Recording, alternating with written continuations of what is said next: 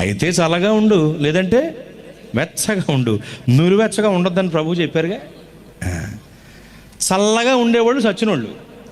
చచ్చినోడు దగ్గరికి చేయట్టండి, మెడ మీద చేయట్టండి. ఎలా ఉంటాడు? చల్లగా. చల్లగా ఉండంటే చచ్చినోళ్ళే ఉండు. చచ్చినోళ్ళు చల్లగా ఉండేవాళ్ళు. వెచ్చగా ఉండంటే బ్రతికున్నోళ్ళు, సజీవులు మెడ దగ్గర చేయబెట్టిన ఎలా ఉంటుంది? వెచ్చగా ఉంటుంది. బాగా వెచ్చగా ఉంటే తేడా వచ్చింది, అది కూడా చెప్తున్నా మీకు.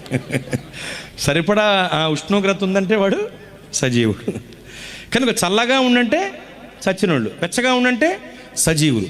నులువెచ్చగా ఉండొద్దంటే మరి వీళ్ళే నామకార్థులు. Coma batch. ఏంటి చచ్చిపోయాడా? సావలేదు. మరేంటి అలా ఉన్నాడు? కోమాలో ఉన్నాడు. ఏంటి చచ్చిపోయాడా? సావలేదు. అలాంటి ఉన్నాడు, కోమాలో ఉన్నాడు. డబ్బు ఖర్చు అయిపోతూ ఉంటుంది, ఏళ్ళు కూడా కదపడాడు. వెంటిలేషన్ మీదే ఉంటాడు, కాలు కూడా కదపడాడు. ఈ కోమా బ్యాచ్, డ్రామా బ్యాచ్ ఉంటారు క్రైస్తవ్యంలో కొంతమంది. మరి సామాన్యులు కాదు వీళ్ళు. వీళ్ళే నామకార్థులు, నులువెచ్చని బ్యాచ్. వీళ్ళ విధానం ఎలా ఉంటుందో తెలుసా? చల్లగా ఉంటారు, వెచ్చగా ఉంటారు. వీళ్ళకి దేవుని మందిరము కావాలి, దేశ పనులు కావాలి, ప్రార్థన కావాలి, పాపం కావాలి, సంఘ సహవాసం కావాలి, లోక స్నేహాలు కావాలి, పరిశుద్ధాత్మతో కూడిన భాషలు కావాలి, బయటికి వెళ్తే దుర్భాషలు కావాలి. ఎవరండి వీళ్ళు? వీళ్ళే యేసు ప్రభువు వారి పేరుకి రిపేరు తెచ్చే బ్యాచ్. నామకార్థులు, పండగ గుంపు. యేసు ప్రభువు వారి పండుగ పేరు చెప్పుకుని దెయ్యం పనులన్నీ చేస్తూ ఉంటారు. ఇక చూడండి, రేపటి నుండి మొదలవుద్ది ప్రభువు మాలధారణ. ప్రభువు మాలధారణ 40 రోజులు. ఆ 40 రోజులు ప్రభు హల్లెలూయా స్తోత్రం అని తిరుగుతారండి. 40 రోజులు దాటి ఎక్స్ట్రా రోజుని చూడాలండి. అయ్యే బాబోయ్, మామూలుగా కాదు. 40 రోజులది ఎక్స్ట్రా రోజుని తాగేస్తారండి. త్రాగేసి రోడ్లు కొలిచేస్తూ ఉంటాడు. రోడ్లు పెద్ద సర్వేరులాగా గవర్నమెంట్ వాళ్ళు ఏదో కొలమన్నాడికి అప్పచెప్పినట్టు రోడ్లు కొలిసేస్తుంటే, అరే ఏంట్రా అని అనుకోండి, వాళ్ళే ఎక్స్ట్రే అంటాడు. ఎక్స్ట్రా విట్రా నీ మొహానికి ప్లాస్టర్ అయ్యా. ఎక్స్ట్రా అయితే అలా చేయమని ఉందా? ఎవడండి వీడు? నామకార్థుడు. యేసు ప్రభు వారి పేరుకు రిపేరు తెస్తారు వీళ్ళు. వీళ్ళు జీవించుతున్నారన్న పేరు ఉంటుంది, కానీ వీళ్ళు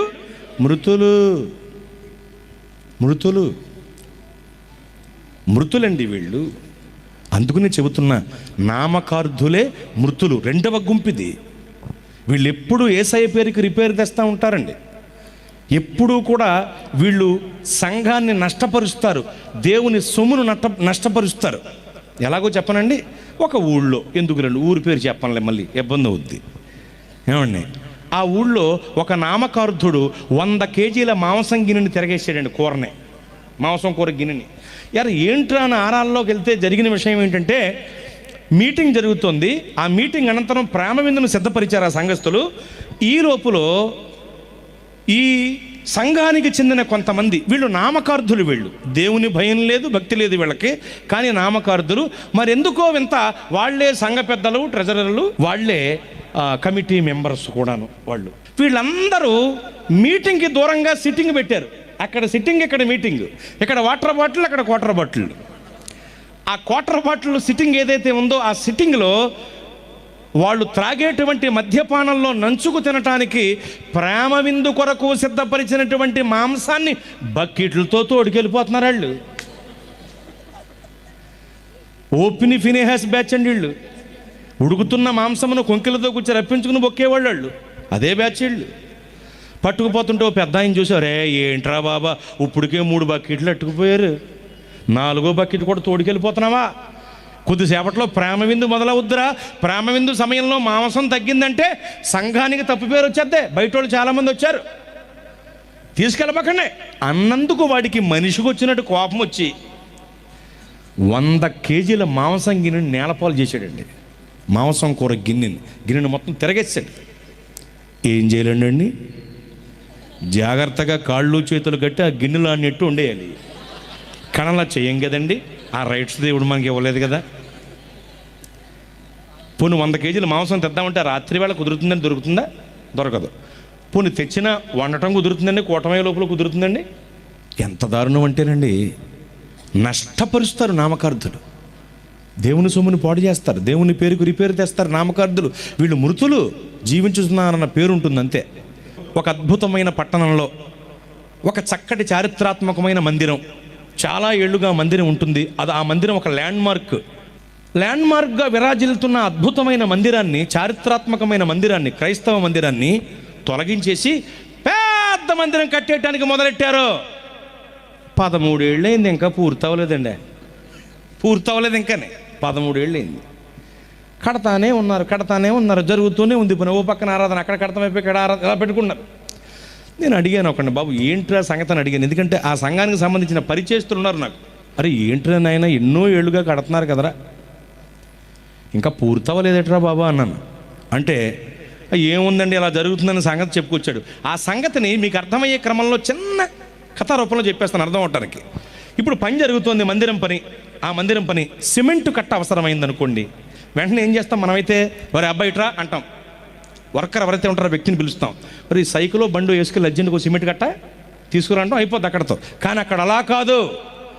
సిమెంటు కట్ట తేవాలంటే కమిటీ మీటింగ్ పెట్టాలి. అర్థమైందా మీకు? ఆ కమిటీ మీటింగ్లో జాగ్రత్తగా అందరూ సమకూడాలి. సమకూడకపోతే మళ్ళీ వాయిదా, అప్పటిదాకా పని అయిపోద్ది. చక్కగా సమకూడతారు, 1 రోజుకు 2 రోజులు సమకూడతారు. అందరూ సమకూడిన తర్వాత వాళ్ళు మాట్లాడుకునేటప్పుడు టీలు, టిఫిన్లు, కూల్ డ్రింక్స్, స్నాక్స్ ఇవన్నీ తింటారు, చక్కగా మాట్లాడుకుంటారు. సిమెంట్ కట్ట ఎప్పుడు తెద్దాం? 1 వారంలో తెద్దామా? 1 వారంలో తెద్దాం. ఇప్పుడు ఈ సమావేశానికి ఖర్చు అయిన డబ్బంతా కూడా సిమెంటు కట్ట మీద వేస్తారు. అది కూడా గమనించాలి మీరు. సిమెంటు కట్ట మీద వేస్తారు. సరే, 1 రోజున సిమెంటు కట్ట తేవాలి. ఒకడు వెళ్తే సరిపోద్దిగా? కాదు, అందరూ వెళ్ళాలి. వాడెళ్తే ఆడి తినేస్తారండి, వీడెళ్తే వీడి తినేస్తారని అనుమానం వీళ్ళకి. కానీ అందరూ కలిసి తినేస్తున్నారనే సంగతి అర్థం కదా. మొత్తానికి అందరూ కలిసి వెళ్తారు, కలిసికట్టుగా. వాళ్ళు వెళ్ళటానికి వాడేటువంటి బళ్ళు కానీ కార్లు కానీ ఉంటాయి చూసారా, వాటి పెట్రోలు డీజిల్ ఖర్చు అంతా కూడాను సిమెంటు కట్ట మీద వేస్తారు. వెళ్ళేటప్పుడు టిఫిన్లు, టీలు, కూల్ డ్రింక్స్, వాళ్ళకి కావాల్సిన హాట్ డ్రింక్స్, ఒక్కోసారి ఇవన్నీ కూడా జాగ్రత్తగా పీతల్లా తినేసి త్రాగేసి ఆ సిమెంట్ కొట్టు తిరిగి వెళ్తారు. వెళ్ళి ఒక సిమెంట్ కట్ట బేరమాడి కొంటారు. మళ్ళీ ఆ సిమెంట్ కట్ట తీసుకొచ్చేటప్పుడు మరలా రోడ్డు అంతా ఊడ్చుకుంటూ వచ్చేస్తారు, అవి తినుకుంటా త్రాక్కుంటా. ఈ డబ్బులన్నీ కూడాను సిమెంట్ కట్ట మీద వేసేస్తారు. సిమెంట్ కట్ట ఎంత? 400 అనుకుందాం. మరి రాసేటప్పుడు 1600 అయిపోతుంది. ఏంటండి, టీలు, టిఫిన్లు, కూల్ డ్రింకులు, ఇంకో డ్రింక్, మొత్తం అన్ని దాని మీదే. ఒక్కో సిమెంటు కట్ట 1600 అయిందండి. చెప్తున్నా మీకు ఉదాహరణకు. సిమెంటు కట్ట, ఆ స్థలంలో సిమెంటు లోడ్ అని పెట్టుకోండి పోని. ఉదాహరణకు సిమెంటు కట్ట, ఆ స్థలంలో 1 టన్ను ఐరన్ అని పెట్టుకోండి ఉదాహరణకి. ఇలా ఏది తేవాలన్నా కమిటీ మీటింగులు, అందరూ కలిసి వెళ్తారు, ఆ ఖర్చులని దాని మీద వేయటాలు. ఇలాగా సమయం పోతుంది, ధనం ఖర్చు అయిపోతుంది, పని జరగట్లేదు, ఖర్చు పెరిగిపోతుంది, పని మాత్రం కనబడతలేదు. ఎంత అయింది? ఇన్ని కోట్లు అయిందండి, కానీ ఇప్పటికి కూడా సిద్ధపడలేదేంటి? ఎందుకు అవుద్ది? కారణం ఎవరు చెప్పండి? నామకార్థులు. జరిగే దేవుని పనిని కూడా జరగనివ్వరిళ్ళు. తోరచేప బ్యాచేళ్ళు. తోరచేప అంటే తెలుసండి ఏమండి? వేటాడేటప్పుడు, సముద్రంలో వేటాడేటప్పుడు ఒక్కోసారి తోరచేప పడుద్ది వలలో. ఆ తోరచేప మనిషి అంత ఉంటుంది, తింటాకు ఉపయోగపడదు. చేపే తింటాకు ఉపయోగపడదు, చాలా పెద్దగా ఉంటుంది, తింటాకు ఉపయోగపడదు. చూడటానికి అమ్ము అనుకుంటాం, కానీ ఎవడో కొండ ఉపయోగం లేదు. అది వలలో పడింది మొదలుకొని మనిషి ఏడ్చినట్లు ఏడుస్తుందండి. మనిషి ఏడ్చినట్లు ఏడుస్తుంది. క్రొత్త వాళ్ళు ఎవరన్నా ఏడుపింటే అయ్యి బాబా ఎవడో వలలో పడిపోయాడురా బాబా అనుకుంటారు, అలా ఏడుస్తుంది. దాని ఏడుపుని ఈ చేపలు పట్టేవారు ఏమంటారంటే, అక్కడ దగ్గరలో ఉండి ఒరే తోర చేప పడిని తప్పించేరా అంటారు. ఎందుకు? 1, ఈ చేప వల్ల ఉపయోగం లేదు. 2, దీని ఏడుపిని రావాల్సిన మంచి చేపలు వల్లకి రావు, అందుకని తప్పించేస్తారు. తోర చేప అంటే అది. ఈ తోర చేప లాంటి వాళ్ళే నామకర్దులు. వాళ్ళ వల్ల ఉపయోగం ఉండదు. ఏమండి?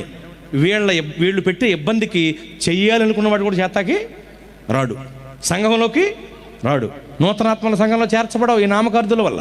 వీళ్ళు జీవించుతున్నారన్న పేరు ఉంటుంది, కానీ వీళ్ళు ఎవరు చెప్పండి? మృతులు.